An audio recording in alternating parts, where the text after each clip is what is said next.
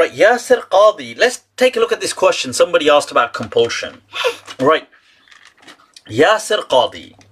Shaykh Yasir Qadhi. Sahib. Damat barakatuhum al-aliyah. So Shaykh Yasir Qadhi has done a talk recently that has been much to the delight of many ex-Muslims and some Islamophobes, where he seems to be kind of, if I listen to not the entire thing, but I listen to those that part where he's discussing this about Islam, where he seems to be stating that Islam was spread by force, and he seems to be saying yes, and it was, and what, like, you know, I think he might be trying to do a good thing. I think what he's trying to do is provoke critical thought in his audience. But this is what the lecture goes out like. So the lecture was more like, you know, that there was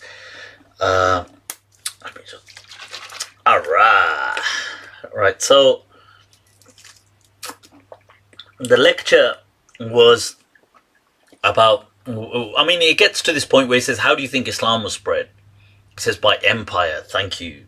And, you know, people embraced Islam because their kings embraced Islam, by and large. This is how he says it. And so I watched a clips about this, a clip about this, where a video on YouTube where he's pausing and he's going through this whole kind of speech, and he's encouraging, he's very grateful to Shaykh Yasir Qadhi for having made these statements that Islam, it wasn't really lovey-dovey, it wasn't peace and love and all that hippie stuff. It was really about just spread by the sword. In essence, he said that, I'm not saying, Vidovitz said, look, I mean, I like Vidovitz, you know, I consider him a friend, but he does say, Vidovitz says that I'm not saying everybody was forced, but I would assume, or he'd assume, that most people probably were. Now, this seems to echo what Shaykh Yasir Qadhi is saying in his speech, because he's playing the clip. That seems to be what Yasir Qadhi is saying. So what do we think about this? Now, the truth is that is no way the case. It is simply not true. Now, I'm not saying that there was never compulsion. I'm sure there was compulsion in certain places. It would have been wrong, but I'm sure there was. I mean, just like in any other human society, you're going to get good politics, bad politics, you're going to get things. But that was never the case. And I think it's not, you know, the questions that are being asked, like Yasir Qadhi says, oh, the stories they tell you in Sunday school by traders, they embraced Islam. Yeah, right. He says, Malaysia, you think Malaysia embraced by right, so, right, the truth is that, look, people, you've got to understand something. To understand how people in the past embraced religion, you have to try to take yourself out of your mind frame and view into the minds of other people. Now, what you're doing is you're placing your mind, 21st century mind, in people back then. Now, you might think, well, actually, 21st century is much more liberal. It is much more liberal. However, 21st century is also much more insecure on several other things. So, you see, especially on identity. Identity today and in our recent past has become a huge salient feature of Homo sapiens. Like how we identify ourselves. I belong to this country. I am British, for example. I am Pakistani. I am this. I am that. I'm Egyptian, or I'm Saudi, or these things did not even exist. People in the past wouldn't define themselves like that. Not as an identity. I mean, as a description, yeah, they would say, yes, I'm from southern Egypt, for example, or I'm from this part of the world. But it wasn't like a kind of integral part of their identity makeup the way it is today. And religion, you see, you have to understand, was a similar thing for huge parts of the world. You see, people in the past were much more open to the concept of new gods. You have to, you see, you've got too many blinkers on if you think otherwise. Take a look at the empires, take a look at the Roman empires. Roman Empire, every time they took over something, they incorporated the gods into their pantheon.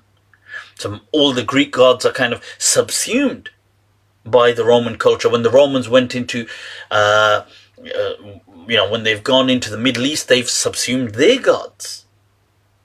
And it's because, in fact, when they've taken over the temple at Jerusalem, this was, the emperor, this was the thing. He couldn't make any sense of it. He was like, but where's the God?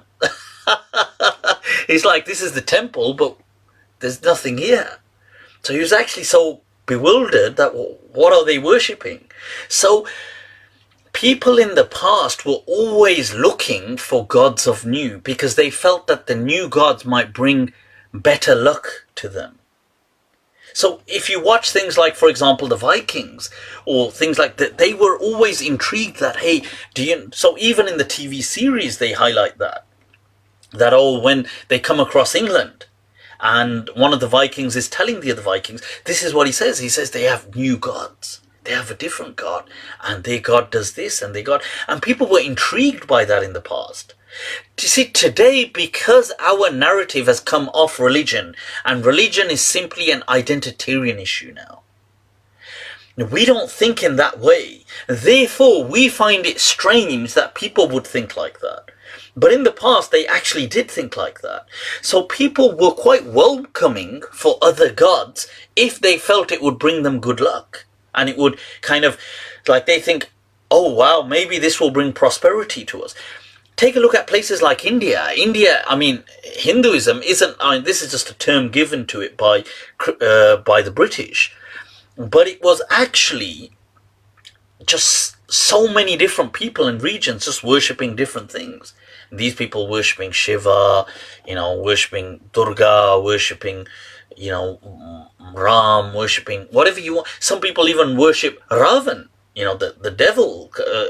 If I can call him that, in the anti-hero from the Ramayana.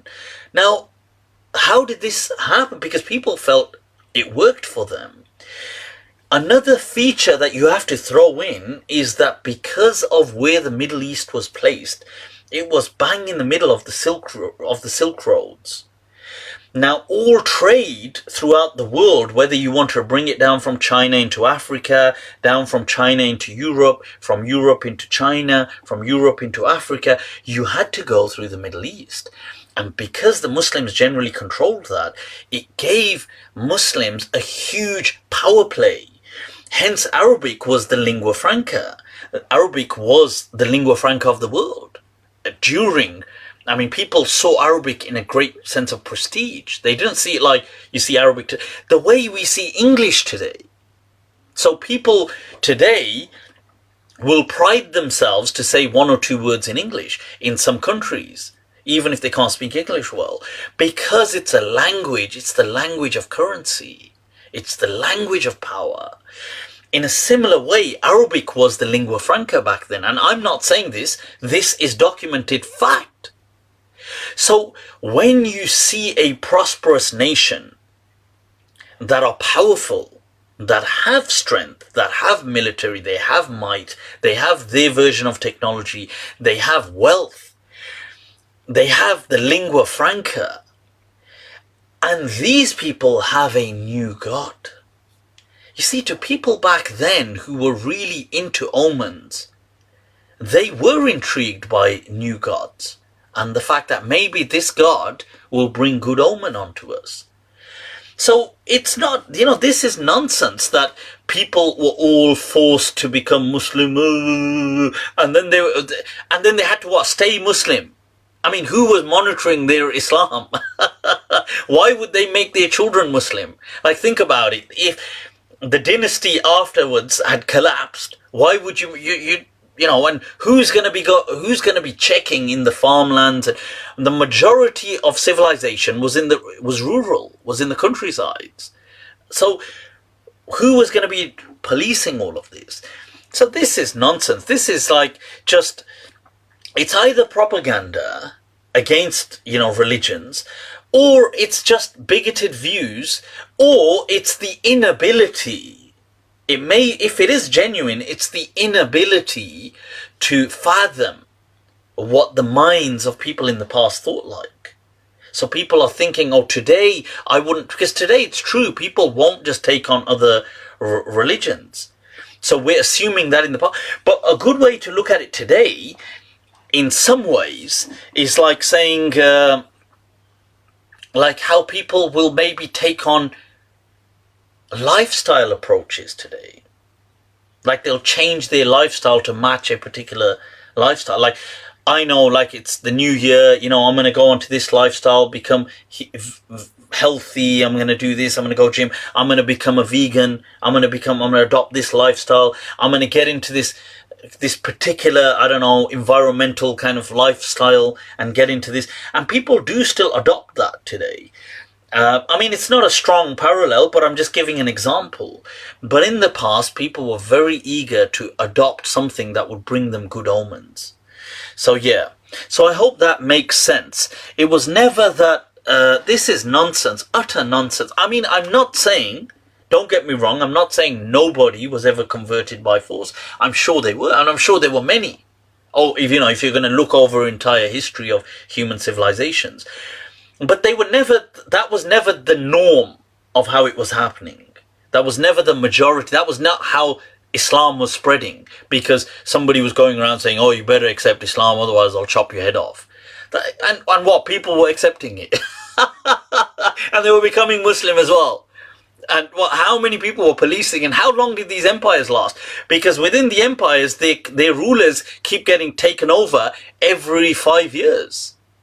So, yeah, so I hope that makes some sense. I definitely wanted to kind of shed some light on that.